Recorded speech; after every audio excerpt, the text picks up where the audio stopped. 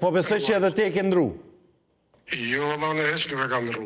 Në një telefonat ku fillimisht u pyet nëse tërhiqet nga një deklaratë seksiste dhe e papranueshme, kryetari i ri i Skënderajt, Sami Lushtaku, përshkallëzoi edhe më shumë në gjuhën e përdorur ndaj ish-deputetes Adriana Matoshi. Prandaj unë e tham Albinit, zgjedhë këto kudra. Drejtuesi i emisionit Debat Plus, Ermal Panduri, i tërhoqi menjëherë vërejtjen Lushtakut, duke e cilësuar të papranueshëm nivelin e gjuhës. Jo, bre, kjo gjuhë është e papranueshme. Jo, hiç nuk ka gjuhë. Jo, kjo gjuhë është e papranueshme.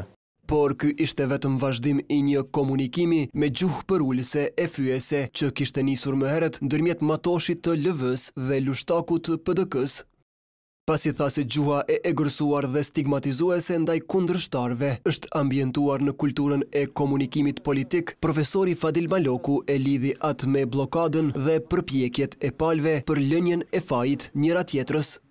Kjo gjuhë, për mendimin tim, është rritur si pasojë e polarizimit që u bë në ngërçin e shkaktuar nga ish opozita dhe ish qeveria.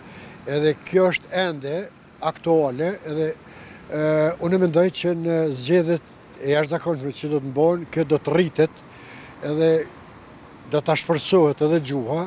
Parakusht për një fushat përmbajtësore, sipas profesorit Dorajet Imeri, është distancimi i partive nga kjo gjuhë dhe kërkimfalja publike nga aktorët e përfshirë.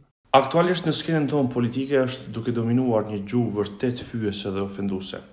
Kjo nuk është gjuhë e ashpër, kjo natyrisht që nuk është gjuhë programore, natyrisht që nuk është as gjuhë politike, kjo më shumë është një gjuhë parapolitike do të quaja. Natyrisht që ofendimi deri në këtë nivel i kundërshtarëve politik duke i cilësuar me terma kaq përullës, unë konsideroj që nuk i përkasi një klasë politike të përgjeshme dhe të ndërgjeshme.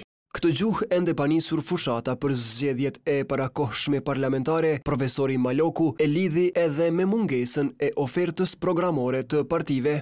Do të duhet të bëni një ofertë programore, një program decisiv të shkurt për shkak se koha është e shkurt, sidomos në sferën ekonomike, që unë nuk kam po ende. Edhe pse kanë vazhduar komentet dhe publikimet në rrjetet sociale, as Partia Demokratike e as Lëvizja Vetvendosje nuk janë distancuar publikisht nga deklaratat e antarëve të tyre.